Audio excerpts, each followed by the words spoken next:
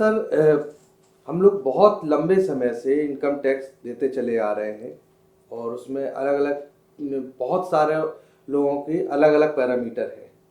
तो क्या आज के समय में इनकम टैक्स समाप्त हो जाना चाहिए? प्रश्न बहुत बढ़िया है।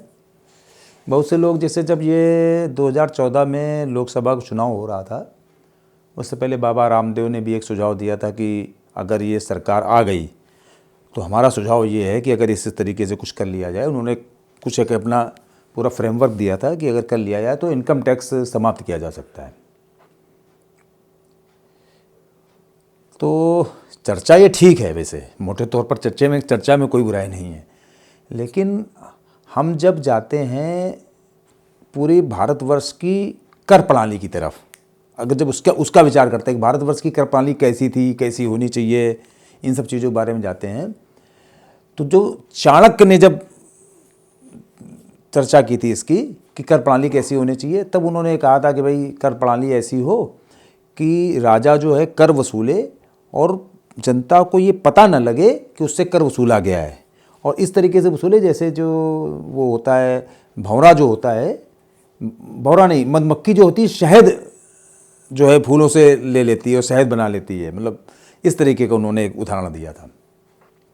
इसका मतलब उस समय भी कर प्रणाली में ये चीज़ थी कि राजा जो है कर वसूलेगा, मतलब कर वसूलना एक काम था, है ना। तो इसका मतलब कर प्रणाली में, लेकिन वो कर डायरेक्ट था या इनडायरेक्ट था ये हम नहीं कह सकते हैं, क्योंकि हमें नहीं पता मतलब कि वास्तव में क्या था।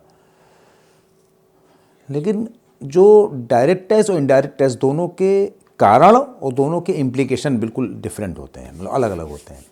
इनडायरेक्ट टैक्स क्या है कि चाहे आदमी जितना भी गरीब हो, मतलब चाहे वो भिखारी भी हो, तो भी उसको टैक्स देना पड़ता है। जैसे वो अगर माचिस भी खरीद के ला रहा है भिखारी कोई अपनी बीड़ी सुलगाने के लिए, तो भी उस पर उसको टैक्स देना पड़ रहा है।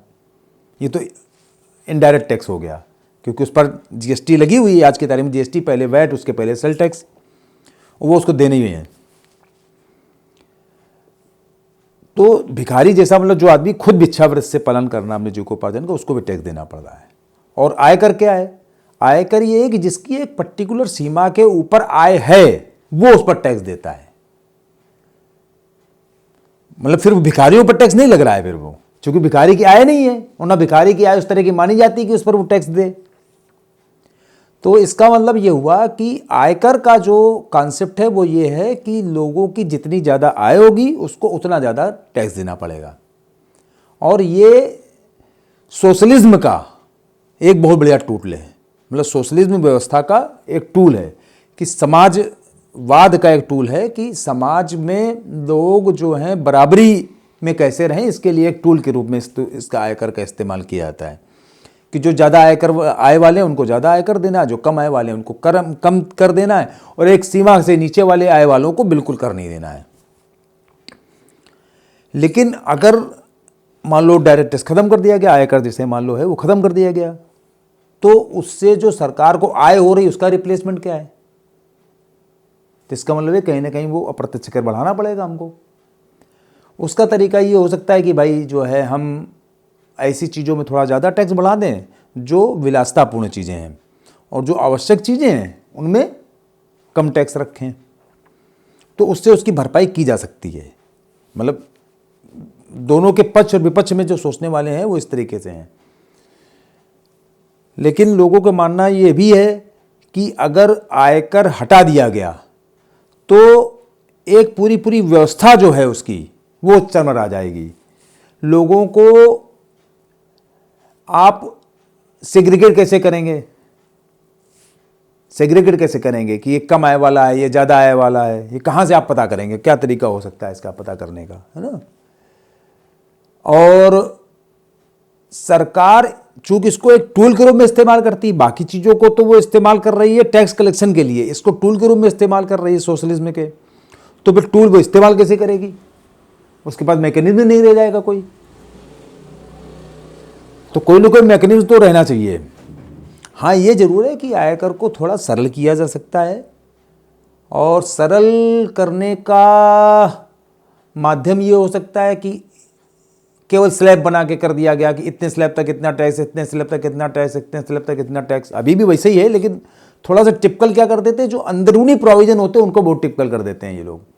और उसके कारण से होता क्या है कि जो कर संग्रह में जो जटिलताएं आती हैं और जटिलताओं के आने के कारण कर संग्रह कम होता है, जो टैक्स पेयर है वो कर संग्रह के जो विवाद है उनमें फंसता चला जाता है।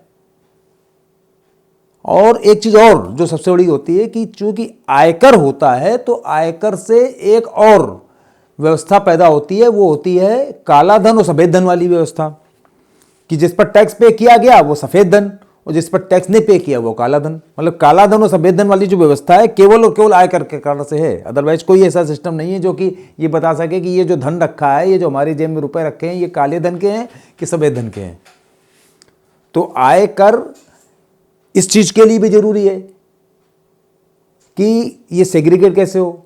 आपराधिक प्रवृत्ति का धन अलग हो सकता है और सामान्य व्यापार का धन अलग हो सकता है, सामान्य वृत्ति का धन अलग हो सकता है, लेकिन वो धन काला है कि सफेद है ये केवल डिफाइन करता है, इसको सेग्रीगेट करता है केवल और केवल आयकर। तो अगर हमसे व्यक्तिगत रूप से कोई पूछे तो हमें लगता है कि आयकर को सरल करना चाहिए। खत्म हो जाए तो बहुत बढ़िया तरीका है, कोई और सिस्टम मैकेनिज्म तैयार किया जाए, एक्सपेंडिचर टैक्स तैयार किया जाए, उपभोग तैयार किया जाए या और कोई तरीका तैयार किया जाए, और नहीं तो इसका सरलीकरण ऐसा होना चाहिए कि आदमी स्वतः कर देने के लिए प्रेरित हो, प्रोत्साहित हो। अगर ये व्यवस्था बनाई जाएगी तो हमें लगता है कि देश में कर संग्रह भी अच्छा होगा और कर की व्यवस्था भी अच्छी चलेगी।